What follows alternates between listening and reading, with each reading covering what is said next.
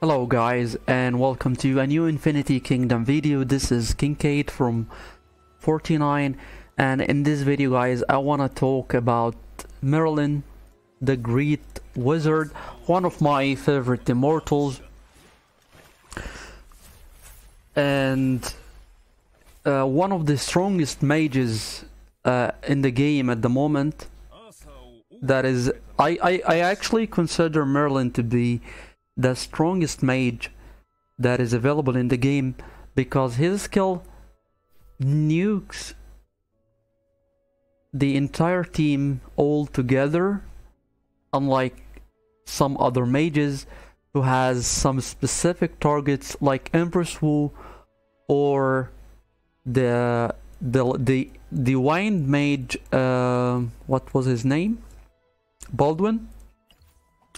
So I would like to talk about how to obtain Merlin first. Simply, you can obtain Merlin by spending $1 at the early game. For example, I haven't spent anything in my alt here. So you can get Merlin as a reward by purchasing anything from the market. Even if it is a $1 daily surprise here. And I don't think I have Merlin in this account, right? Yeah, I don't even have Merlin unlocked in this account here. This one is a 100% free to play. So this is for how to obtain Merlin. You can also buy his charts from the chests that is available at the VIP level. This one here will, no, not this one. Starting VIP level 2, you can buy his shards, 30 shards here. I'm not sure how much this was, and you can get another 60 shards here. And then once you unlock the Immortal, you'll be able to buy his shards from the market here. He has a decent percentage to appear in the market, but the complete Immortal never appear in the market. You can only buy his charts. It appears at 4.17%, which is a decent percentage compared to an Immortal like Charles or even Alexander or Attila. So as for Merlin's skill, I think this is the highest damage skill that is available in the game. When it comes to mages, he deals 520% damage to all the enemies, which means that this is a total of more than 2000% damage. Compared to an Immortal like Empress Wu, she only deals 600 damage to one Immortal, with a 60% chance that this amount will be able to bounce up to 3 times.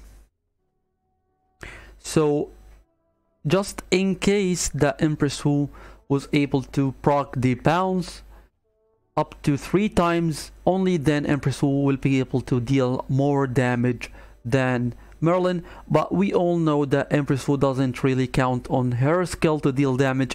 She counts on the other skills, the passive skills and the trigger skills that she uses, which is chase, because we all know that Empress Wu counts on critical damage, unlike Merlin, who needs an Immortal like Dido to activate his skills passive, which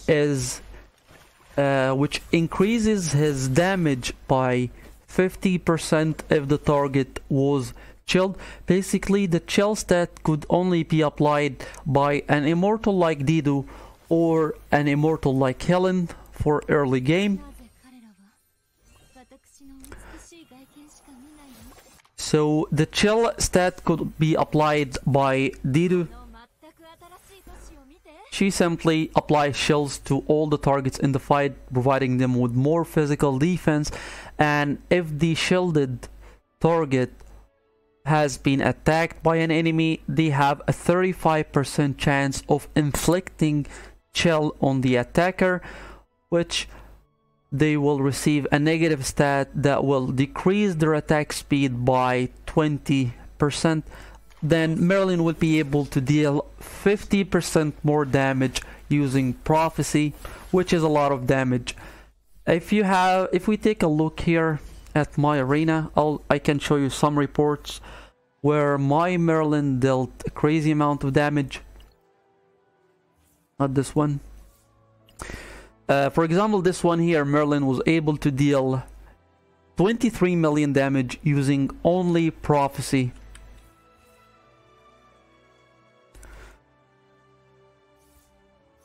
Not this one here. Maybe this one. 19 million damage from prophecy here. This is all thanks to Dido. 14 million damage from prophecy. I believe Merlin could do more, but these are all the reports that I have. Here he did 18 million damage from prophecy, but this is because I think the enemy doesn't use Malice, and all the damage was critical damage. It is a 100% critical damage. So this is all thanks to Dido. So you need to protect Merlin in order for him to deal this much damage. This is why I'm using assist and absolute defense on Dido. So basically, in order to get the most value from an immortal like Merlin, you need Dido as well along with him. However, I believe that Merlin have the potential to deal a lot of damage even if he doesn't have Dido. For example, I have few reports here. Even before I obtain an immortal like Merlin, like Dido, I was using Yushi back then. He was able to deal 23 million damage here against a Shadow Marsh. And here against an Earth March, he was able to deal 32 million damage without Dido. So even without Dido, Merlin will be able to deal a lot of damage. However, Dido will help him a lot, and an immortal like Ragnar, which I am building at the moment, will be able to boost Merlin's damage. He causes physical damage to all to enemies in an area, which means that he'll be able to cause this damage to the immortals in front and the immortal in front of him in the back line. So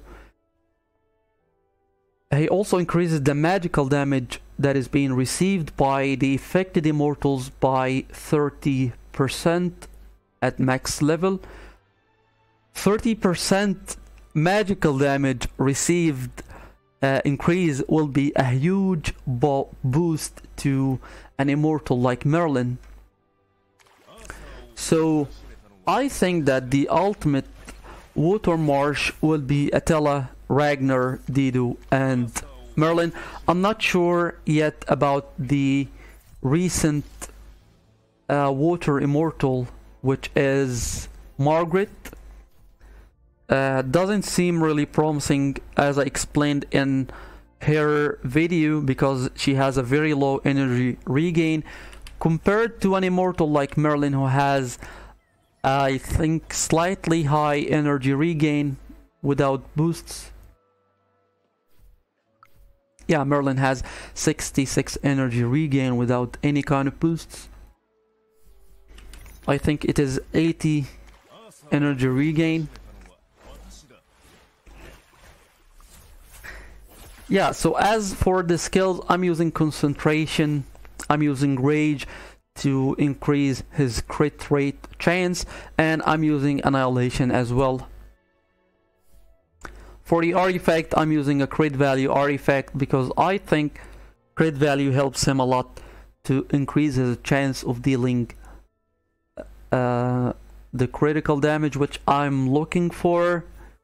For the aura skills that will support him, you will need weakness to increase his damage output, and I've been using this skill for quite some time now, and it has given me a lot of good results.